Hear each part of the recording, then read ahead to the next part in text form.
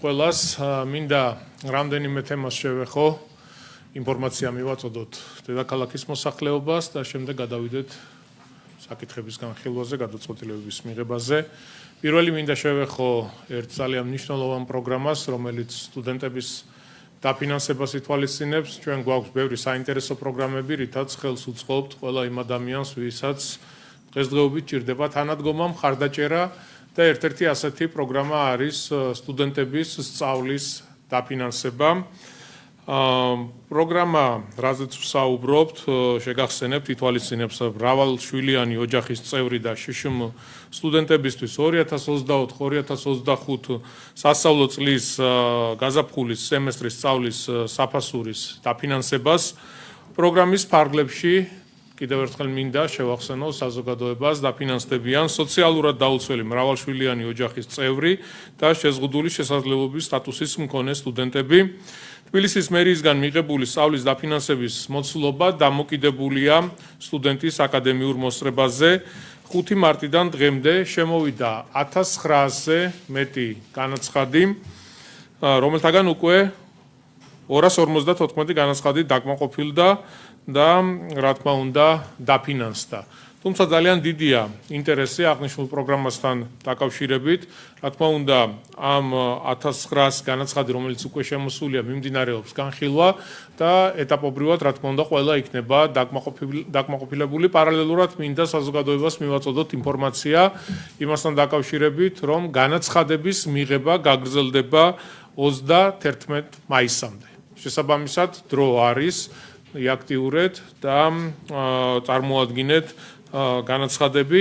აგრეთვე მინდა აღვნიშნო, რომ უმაღლესი საგანმანათლებლო დაწესებულებიდან წარმოდგენილი ინფორმაციის საფუძველზე 442 წარმატებული მაგისტრანტი მიიღებს თბილისის მერიის ფინანსურ დახმარებას. ეს კიდევ ცალკე არის და რა თქმა უნდა, ესეც მნიშვნელოვანია ხელშეწყობის თვალსაზრისით. ასე რომ 31 მაისამდე შეგიძლიათ მეგობრებო წარმოადგინოთ განაცხადი და მუნიციპალიტეტი ყველანაირად დაგეხმარებათ და ხელს შეგიწყობთ ამ მიმართულებით. მინდა შევეხო თემას, რომელიც ძალიან მნიშვნელოვანი არის. ჩვენ 2017 წელს, როდესაც დედაქალაქის მოსახლეობის უმრავლესობამ მხარი დაგვიჭირა და აგვირჩია, მაშინვე დავიწყეთ ძალიან ქალაქისთვის მნიშვნელოვანი რეფორმის განხორციელება, ჩვენი სატრანსპორტო პოლიტიკა, რომელიც სხვადასხვა მიმართულებებისგან შედგება და რა თქმა უნდა, როგორც საავტობუსე პარკის განახლება, მოწესრიგება, ერთ-ერთი უმნიშვნელოვანესი პრიორიტეტი იყო, ასევე მნიშვნელოვანი და პრიორიტეტულია კონკრეტული კვანძების მოწესრიგება, მოწყობა, განახლება, რეაბილიტაციის ჩატარება, მაგალითისთვის როგორიც არის ვეფხი და მოყმეს მიმდებარე ტერიტორია, ლაგუნა ვერეს მიმდებარე ტერიტორია, ყველა კარგად ხედავთ თუ როგორ მოწესრიგდა, განახლდა, დარეგულირდა მოძრაობა, ჰქონდა ქაოსი ამ მიმართულებით, თუმცა დღეს გამტარუნარიანობა გაცილებით გაზრდილია და კონკრეტულად გადაადგილება მოწესრიგებული. მინდა ახლა შევეხო ერთ საკითხს, ერთ ლოკაციას, რომელიც ხება მეტროსადგურ დიდუბის ზედა ამოსასვლელთან მდებარე გაჩერებას, რომელიც ესაზღვრება ერისთავის ქუჩას, საზოგადოებრივი ტრანსპორტის ერთ-ერთი უმნიშვნელოვანესი კვანძია. მისი ძირითადი ფუნქცია მეტროს, ავტობუსების, მიკროავტობუსებისა და მგზავრთა ნაკადების ერთმანეთთან ეფექტურად გადანაწილების უზრუნველყოფა არის და დღევანდელი იქ არსებული მდგომარეობა კრიტიკას ვერ უძლებს, არის ქაოსი, არის სერიოზული პრობლემა, ქვეითი ნორმალურად ვერ გადაადგილდება, ავტობუს, მიკროავტობუს გაჩერების პრობლემა აქვს, ამ კონკრეტულ მონაკვეთზე შესვლის სერიოზული პრობლემა არის დაპარკინგებული ქაოტურად ავტომობილები, კერძო ავტომობილები, ანუ ერთი სიტყვით სრული ქაოსია. გვინდა ამ სივრცის მოწესრიგება, რომ გადაადგილება თავისუფლად იყოს შესაძლებელი, როგორც ქვეითად მოსიარულეთათვის, ასევე ავტობუსი, მიკროავტობუსი. ესე იგი, გამართულად ფუნქციონირების მიზნით თბილისის ტრანსპორტისა და ურბანული განვითარების სააგენტომ შეიმუშავა საგზაო მოძრაობის ორგანიზების სქემა, რომელიც ითვალისწინებს ავტობუსებისა და მიკროავტობუსებისთვის შესაბამისი ბაქნების მოწყობას, რომელიც სრულად აღიჭურვება ქვეითთა უსაფრთხოებისთვის საჭირო ელემენტებით მოედანზე ასევე დაირგვება ხელმცენარეები, რაც მნიშვნელოვნად გააუმჯობესებს გარემოს ვიზუალურ იერსახეს. გარდა ამისა, დაგეგმილია აღნიშნულ ტერიტორიაზე მოძრავი საზოგადოებრივი ტრანსპორტის მარშრუტებში კონკრეტული ცვლილებების შეტანა. კერძოდ, ავტობუსები ბოლო გაჩერებამდე ერისთავის ქუჩიდან მარცხნივ მოხვევით იმოძრავებენ, ასევე მარცხნივ მოხვევით შეეძლებათ გააგრძელონ მოძრაობა გურამიშვილის გამზირის მიმართულებით. გარდა ამისა, პროექტი მოიცავს წერეთლის გამზირიდან დიდუბის ზედა გასასვლელთან მდებარე გაჩერებამდე ავტობუსებისთვის ცალკე ზოლის გამოყოფას და მოწყობას, რაც საგრძნობლად გააუმჯობესებს გადაადგილების დროსა და კომფორტს. აღნიშნული ცვლილებები სატრანსპორტო სისტემის ეფექტურობას გაზრდის და გადაადგილების ხარისხს მნიშვნელოვნად გააუმჯობესებს და ის ქაოტური მდგომარეობა, რაც დღეს გვაქვს, მთლიანად იქნება მოწესრიგებული და კეთილმოეწყობა იქ არსებული სივრცე.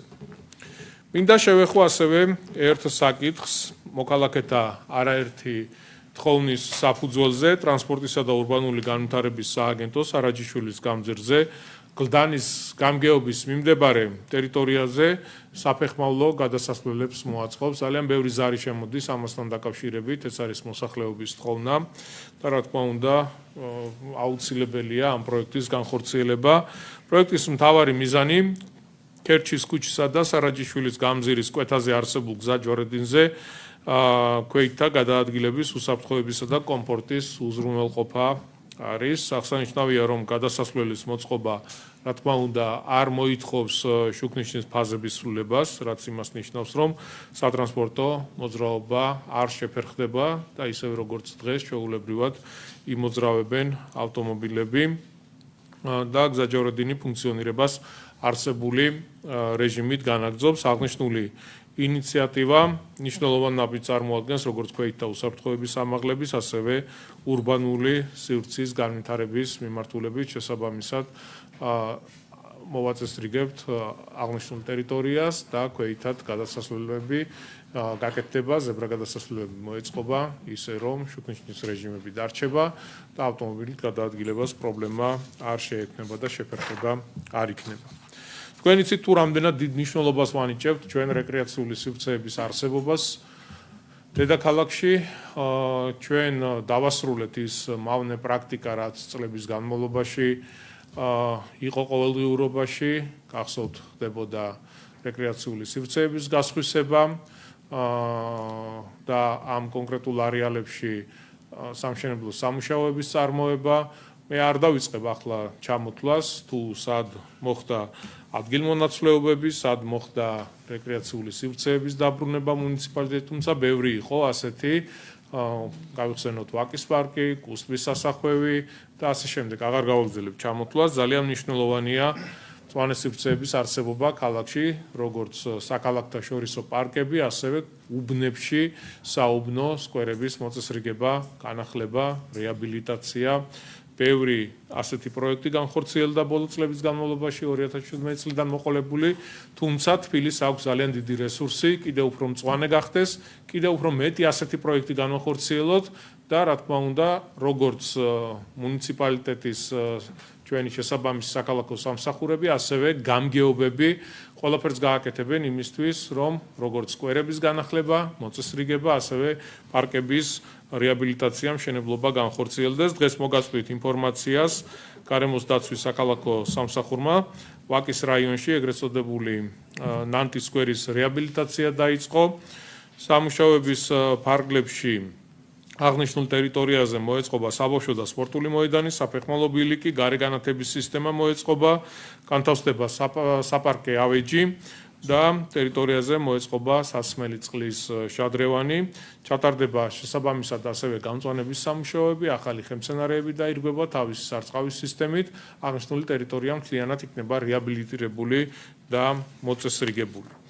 ასევე მოგაწვით ინფორმაციას გლდანის რაიონის გამგეობა მესამე მიკრორაიონის ნომერ 3A და 3B კორპუსებთან გეგმავს არსებული სკვერის სარეაბილიტაციო სამუშაოებს, სკვერის ტერიტორიაზე არსებული უკანონო ავტოფარეხების დემონტაჟი განხორციელდა. მე მინდა კიდევ ერთხელ ვისარგებლოს შემთხვევით ადგილობრივ მოსახლეობას თანამშრომლობისთვის გადაუხადო მადლობა, იმიტომ რომ ის უსახური ფარეხები, რომლებიც არ გამოიყენებოდა, ვიზუალურად პრობლემას წარმოადგენდა, ძალიან დიდ ფართობს იკავებდა.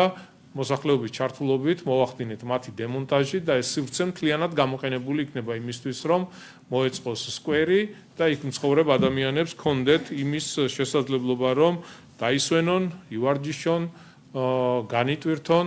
ასეთი სკვერების და მწვანე სივრცეების მოწყობა ძალიან მნიშვნელოვანია. აღნიშნული სამუშაოების ფარგლებში მოეწყობა მოსასვენებელი პავილიონი, ბავშვთა გასართობი და ფიტნეს ზონები, ღია სივრცის მაგიდის ჩოგბურთი, დამონტაჟდება გარეგანათებისა და სარწყავის სისტემები, ჩატარდება გამწვანების შესაბამისი სამუშაოები, დაირღვება ახალი ხელმცენარეები, რა თქმა უნდა მოეწყობა სარწყავის სისტემა და ყველა შესაბამისი ინფრასტრუქტურა. ამასთან მომავალ წელს ასევე დაგეგმილი გვაქვს ნომერ 3B კორპუსის მიმდებარედ არსებული უკანონო ფარეხების დემონტაჟიც და რა თქმა უნდა ეს სივრცეც სრულად გამოყენებული იქნება იმისთვის, რომ მოეწყოს ძალიან ლამაზი სკვერი და რა თქმა უნდა ისევ თქვენ, იქ მცხოვრები ადამიანები, პირველ რიგში თქვენი შვილები, შვილიშვილები გამოიყენებენ ამ მოწესრიგებულ სივრცეს. თქვენ არ გექნებათ არაფერი გადასახდელი, ამ ფარეხების დემონტაჟსაც ჩვენ თვითონ გავაკეთებთ და პროექტსაც ჩვენ თვითონ განვახორციელებთ.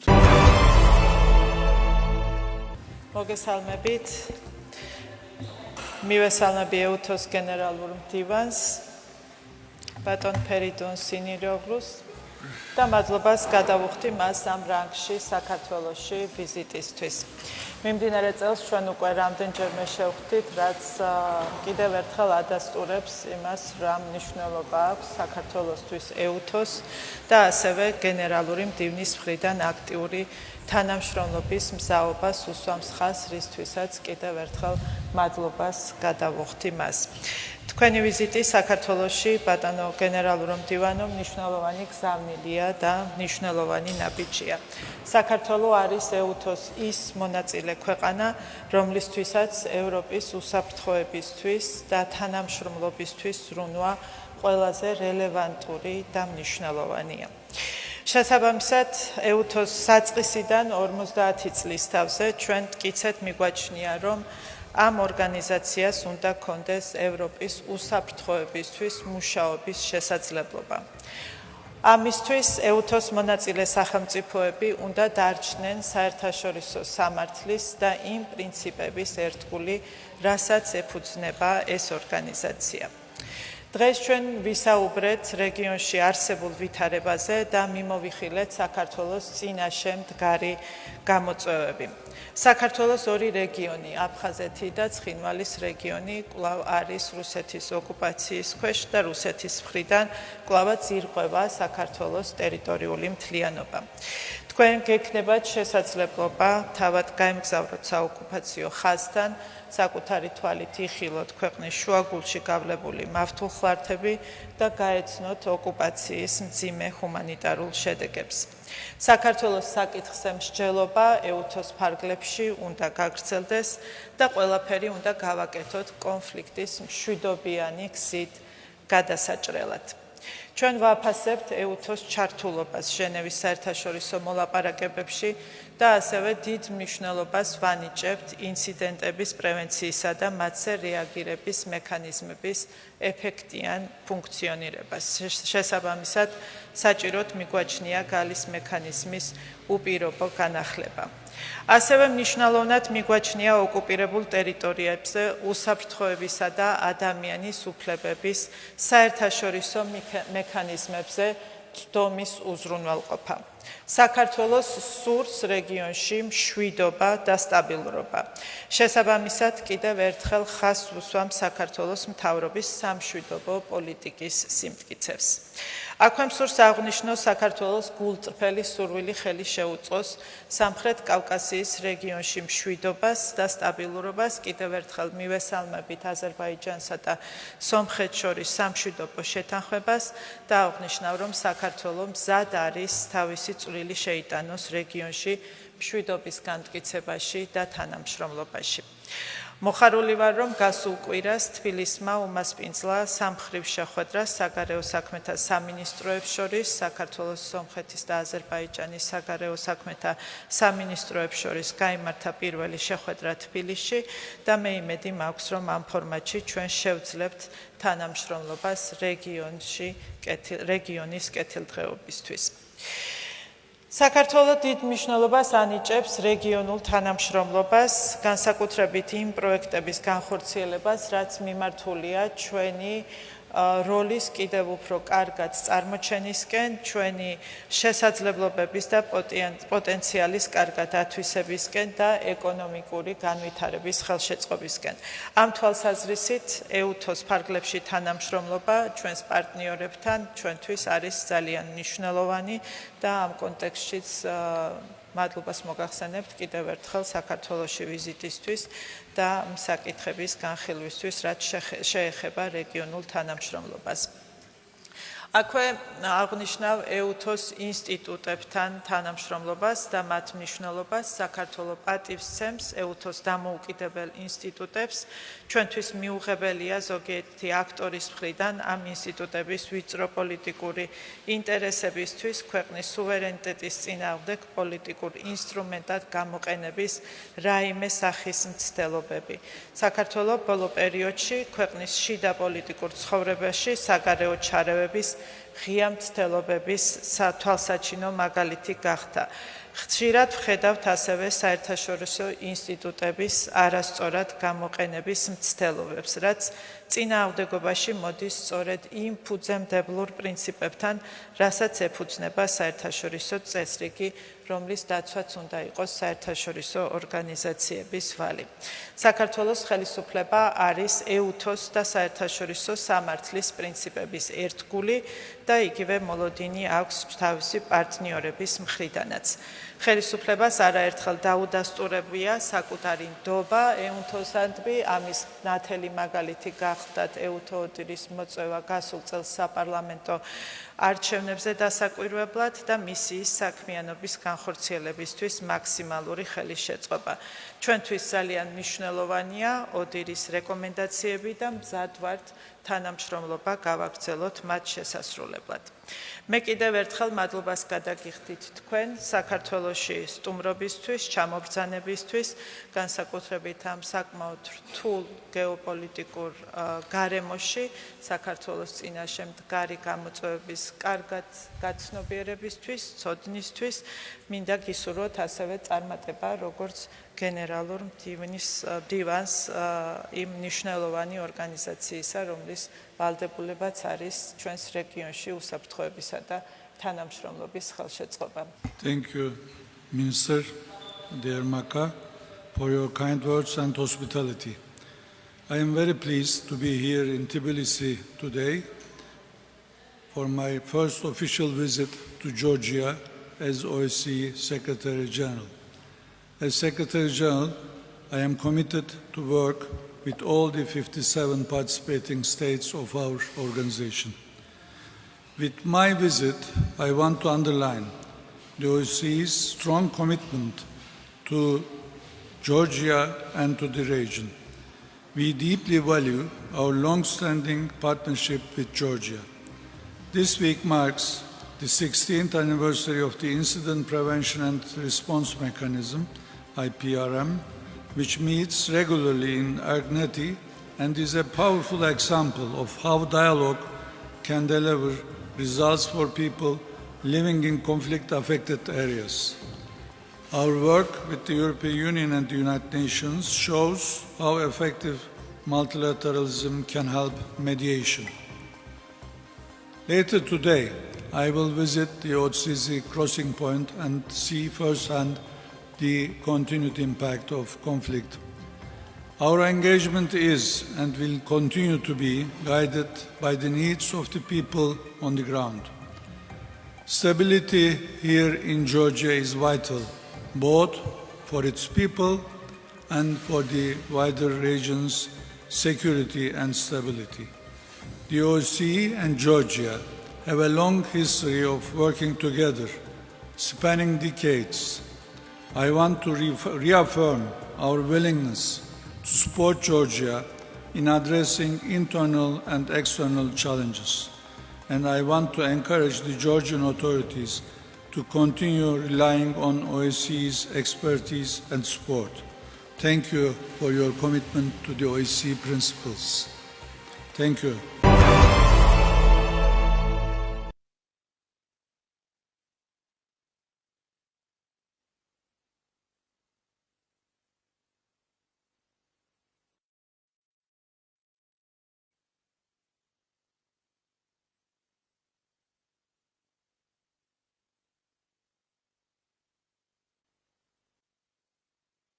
უთოს მეტად მნიშვნელოვანი როლი აკისრია საქართველოში კონფლიქტის მშვიდობიანი მოგვარების პროცესში, იმის გათვალისწინებითაც, რომ ის ერთ-ერთი თანათავმჯდომარეა ჟენევის საერთაშორისო დისკუსიებში და მონაწილეობს ერგენეთის ინციდენტების პრევენციისა და მათზე რეაგირების მექანიზმში. ამ კონტექსტში გენერალურ მდივანთან დეტალურად განვიხილეთ საქართველოს აფხაზეთის და ცხინვალის რეგიონებში არსებული მძიმე უფლებრივი და ჰუმანიტარული მდგომარეობა.